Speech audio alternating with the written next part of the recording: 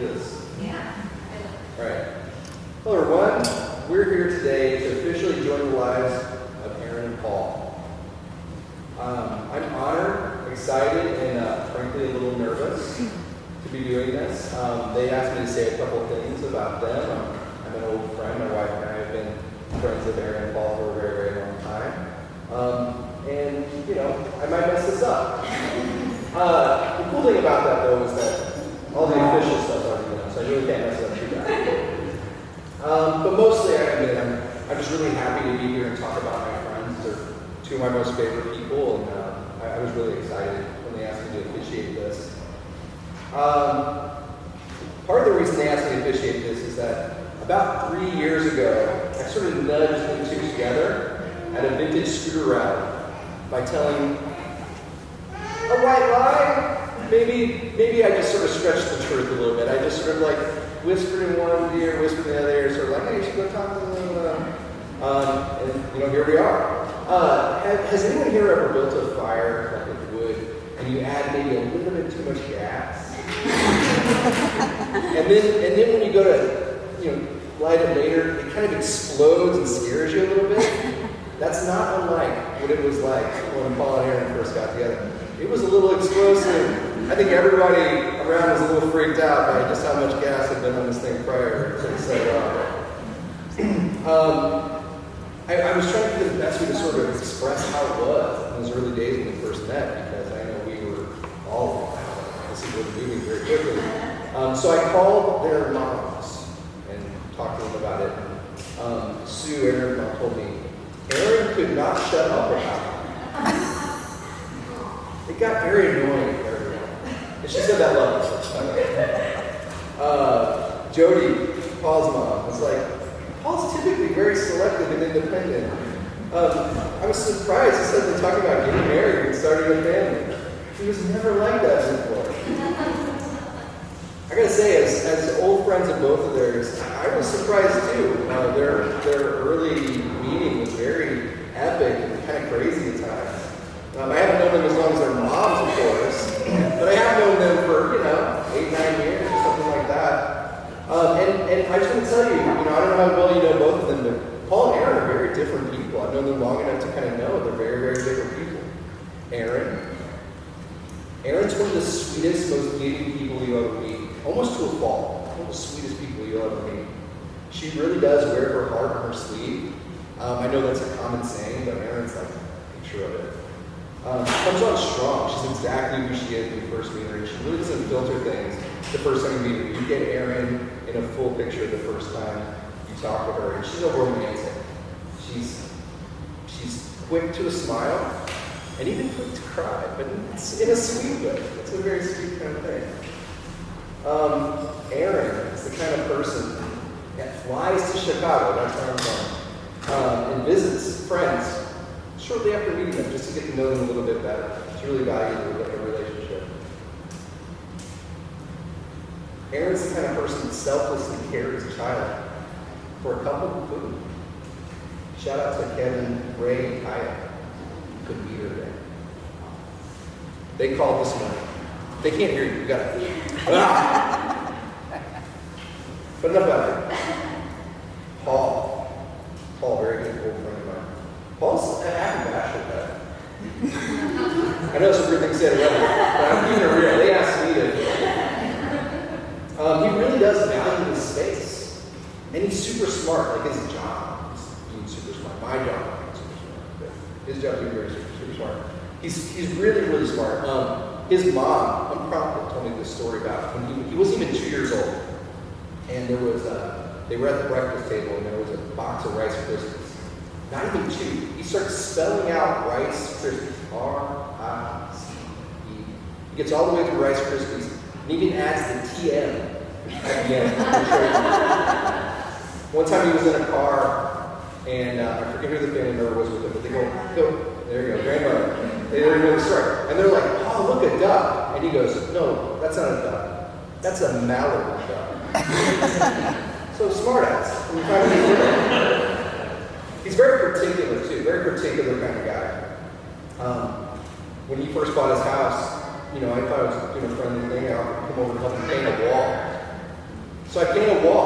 spots, right? Don't think you can do that too long, right? Just cover it with paint. No, you can't. Paul didn't like the way, the angles of the strokes that I painted the wall. It really bothered him. It really tested our friendship. So after it was dry, he just painted that way.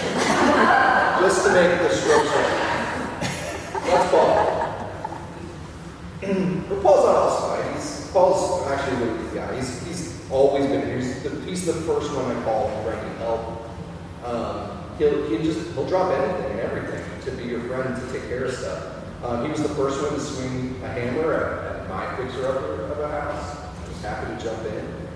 No bill later. He showed up at the hospital with ramen when my son was born prematurely. He called us. Hey, what kind of food do you want? My wife's like, wow, the hardest to deliver of all foods. but Paul did. He didn't even ask.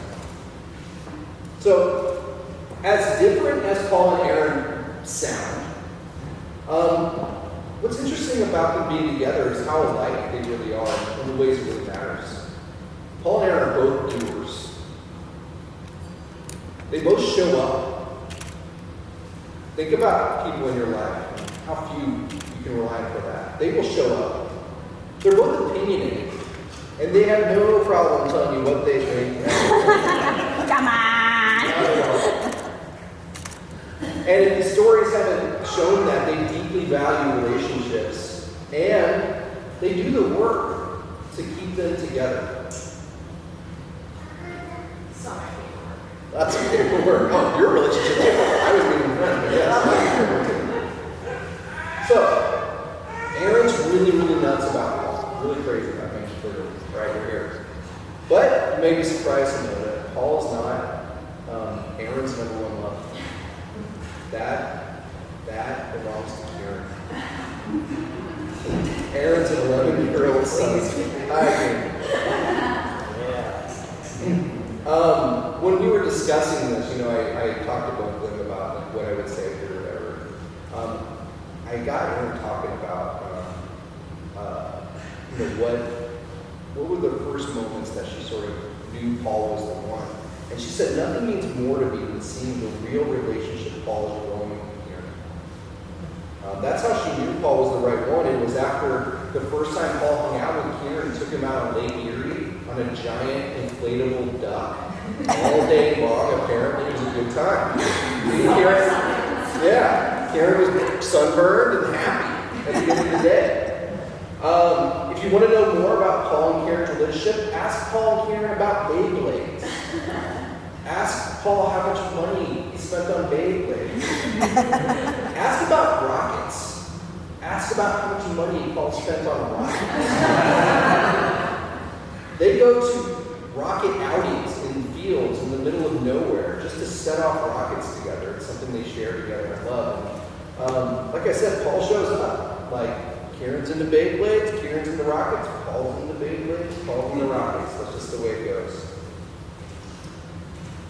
So, as explosive and crazy and gas-fueled as Aaron and Paul's first meeting was, their love language is great to me. It's small, it's subtle, it's quiet, it's thoughtful. I grilled both of them. I was like, tell me the big gestures the other one's done for you. Tell me the thing that's like the one thing I can kind of bring up. And both of them were like, we're kind of low-key about it. Like, and their examples were sweet and honestly just thoughtful. Construction paper fireworks that Paul sends to Aaron in the mail. Aaron cuts up Paul's mangoes. Because although Paul is very smart, he doesn't really know how to cut up a mango. So Aaron takes care of that. Aaron fills in those gaps for Paul. The first time they said, I love you, it wasn't some huge plan, big gesture. There wasn't a giant build-up. It kind of slipped out one quiet day at Paul's house. Paul was in the kitchen and Aaron was in the dining room, and they were talking about an unrelated thing. Paul said something along the lines of, you ever think you should say something and don't? And Aaron immediately is like, I love you. And then Aaron's like, wait, is that what you're talking about? And Paul was like, no, I love you too. It's kind of like, their love just makes sense, and it's nice, and it's small, and it's sweet, sentimental. These little moments, these gestures, they are what sustain them this far, and they're what will sustain them for as long as they're together forever. In the 3 years they've been together, they've gone through a grinder. Yeah. On top of just the challenges of a long-distance relationship, there's been the pandemic. I don't know if you heard about that. There's the immigration paperwork headache stuff that I've had many years with Paul over. There's the life and house-altering changes. And frankly, just wedding planning. Did you guys know we're supposed to be in Chicago right now?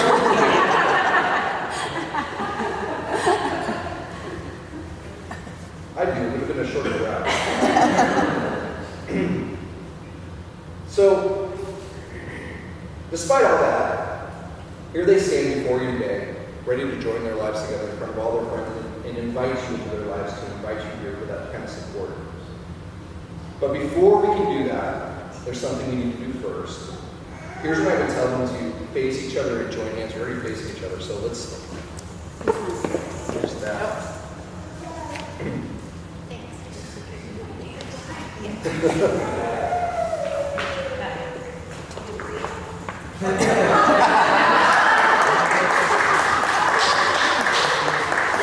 Like it's really.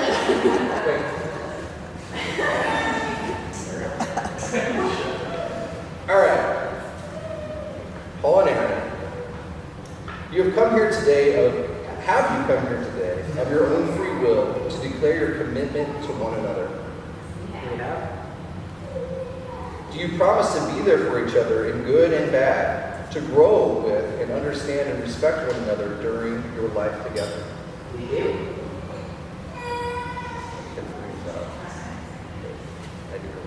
I'm not playing around. Okay, there we go. Sorry. I lost it. There we go. That's not hard. All right. Let me get this out.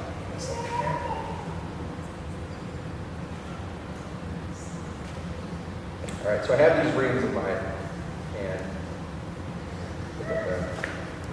These rings represent your eternal love and the promises you've made here today. Let them be a symbol of your unbreakable bond and this new beginning of your life together with no end in sight.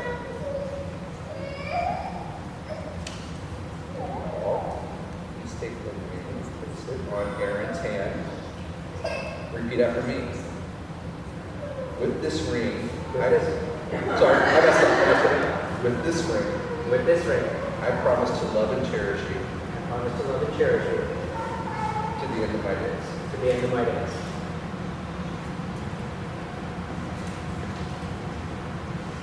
Aaron, please put that on Paul's hand. Repeat after me. With this ring, I promise.